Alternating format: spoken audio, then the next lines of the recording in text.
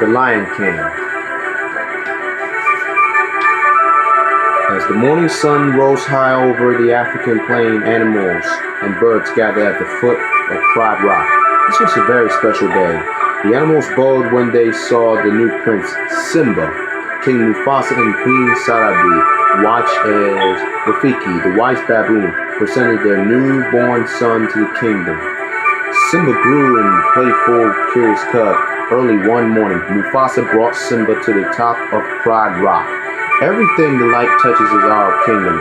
He told his son, one day, Simba, the sun, will set on my time here and will rise with you as new king.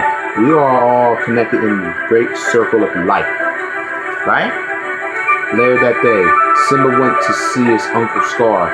My dad just sold me the whole kingdom, Cub bragged, and I'm going to rule it all. Now Scar was angry that he was no longer next in line to be king.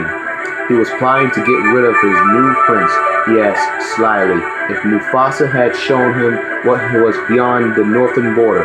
Well, no, said Simba sadly. I can't, he said, I can't go there. And he's absolutely right, said Scar. Far too dangerous. Only the bravest lions go there. An elephant graveyard is no place for a young prince. Simba didn't see his uncle's evil trap. He decided to show his father what a brave cub he could be. Simba set out to find his best friend, Nala, and go visit the elephant graveyard that very day. He had no idea that Scar had ordered 3 hyenas to go to the elephant graveyard to kill the new prince. Simba raced ahead across the plains, leading Nala to the forbidden place. Eventually, they reached a pile of bones. It's really creepy, said Nala. Simba was about to explore his skull when he saw Zazu, his father's advisor. Zazu commanded them to leave immediately, saying, "You are in very real danger." But it was already too late. Nala and Simba were trapped by 3 laughing, drooling hyenas. Simba took a deep breath and tried to roar, but only a squeaky rumble came out. The hyenas laughed even more at that. Simba took another deep breath. Roar! 3 hyenas looked around into the eyes of King Mufasa. His giant paw struck one of the hyenas as he growled, "If you ever come near my son again." The hyenas fled howling into the mist before he could finish. Mufasa scolded his son on the way home. "You literally disobeyed me. I was just trying to be brave, like you," said Simba softly. "Being brave doesn't mean you go looking for trouble," replied Mufasa. The moon shone brightly above them and the stars twinkled in the dark sky. Mufasa stopped. "Look at the stars. The great kings of the past look down on us from the stars. So whenever you feel alone, just remember that those kings will always be there to guide you. And so will I." Meanwhile, Scar came up with another plan to get rid of King Mufasa and Simba. Scar led Simba down a steep gorge and told him that his father had a surprise for him. Then Scar signaled the hyenas to frighten the herd of wild beasts. The panicked animals stampeded right toward Simba. Hearing the thunder of hooves, Mufasa raced to the rescue. "Hold on, Simba!" he cried. The king rescued his son, but he could not save himself, for Scar pushed him into the stampede of wild beasts. The wild beasts were now gone. The stampede was over. Simba ran along the gorge of his father's side. "Dad," he whimpered, nuzzling Mufasa's name. But the king did not reply, and Simba started sobbing. "Aww."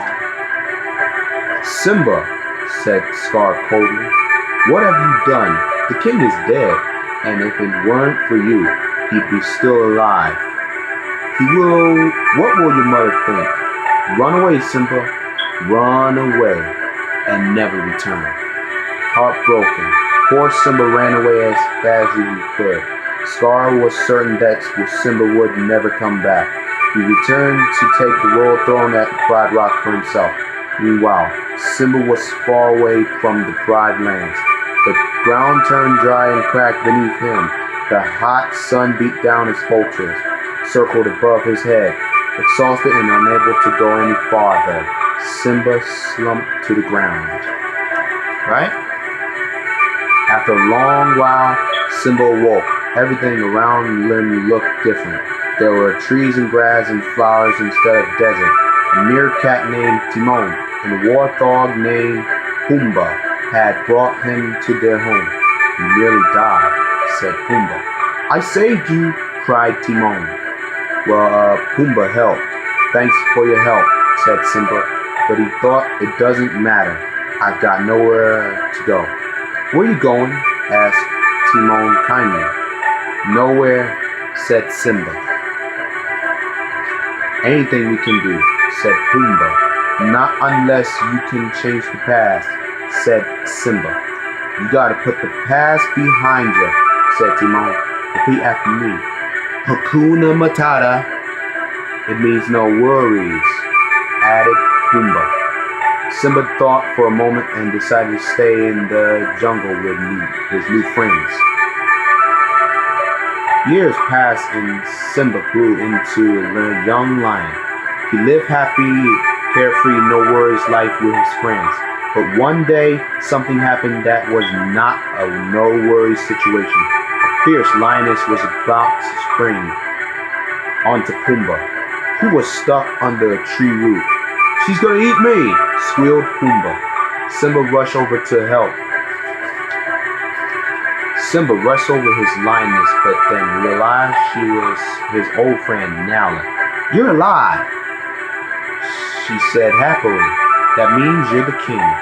Nala told Simba how Scar had destroyed the Pride Lands. "Simba, if you don't do something, soon everyone will starve." "I can't go back. You wouldn't understand," said Simba. Nala was disappointed in her friend. "Don't you understand? You're our only hope." Nala turned and left her friend alone. That night, Simba lay by a stream thinking. He heard a noise and looked up. It was Rafiki. "I know who you are," said Rafiki. "You're Mufasa's boy. He's alive, and I'll show him to you. You follow Rafiki? Come on." Simba followed Rafiki and wandered to the edge of the stream. As Simba looked into the water, his reflection changed shape and became his father's. He heard Mufasa's voice. "Simba, remember who you are. You are my son and the only true king." Then the reflection in Rafiki disappeared. "I must return," decided Simba. Meanwhile, back at the Pride Lands, storm clouds had gathered and lightning bolt scorched the earth.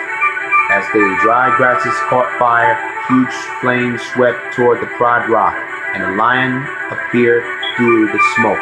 It was Simba! Scar lunged at Simba, determined to kill him just as he had Mufasa. Timon and Pumbaa joined in the fierce battle that followed, and the lioness drove back the hyenas. Simba finally heaved Scar over a cliff. Scar landed to find himself surrounded by drooling hyenas. Simba was victorious. Simba took his rightful place as the Lion King, and once again the land flourished. One done. The animals and birds made their way again to the foot of Pride Rock. Rafiki picked up a tiny cub. He showed the new princess, the daughter of King Simba and Queen Nala, to the cheering crowd below. The circle of life would continue. The Lion King.